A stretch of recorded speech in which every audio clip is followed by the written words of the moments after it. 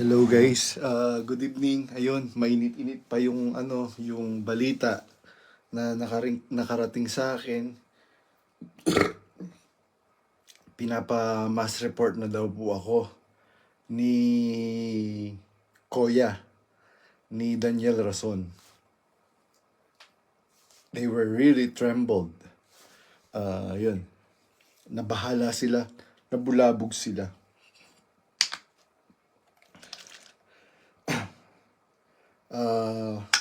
Yun, ipinapa-mass report na yung yung account ko. Kaya habang hindi pa nawawala yung Facebook ko, sasamantalahin natin yung pagkakataon.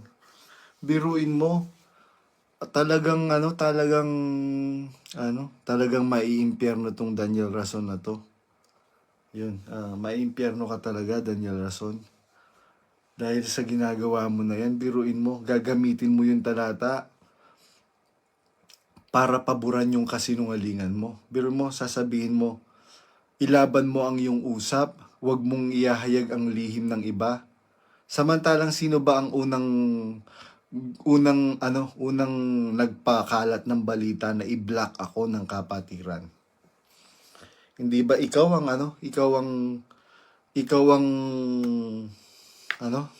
akala mo kasi pakikinggan ka ng mga kapatid. Nakakahiya ka. Yan, mga kababayan, mga kapatid, lahat po ng naaabot ng live ko ngayon. Yan, meron pong nag-message sa akin ngayon. Kakabasa ko lang po. Mass report. Mass report na po ako para i-turn down ako ni Meta, ni Facebook. Ako naman, kahit i-turn down nyo po ito, marami pong nag-message sa akin na nire-record nila yung mga video ko. Nag-ask sila ng consent if I allow them. Sabi ko, go ahead. Sabi kong ganyan. Yun.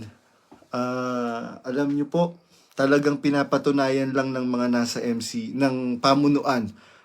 With all fairness, maraming mga kapatid talaga dyan sa MCGI na mabubuting tao. Kaya lang yung mga mabubuting tao na yon, they are crying out. They cannot speak their voice. And they are reaching out to me na sinasabi nila, brother, thanks be to God for voicing out, for being our voice. Biruin mo, napakasinungaling mo. Ikaw ang number 1 sinungaling, Daniel Rason. Serabi po yan. Serabi po yan, ha? Hindi po ito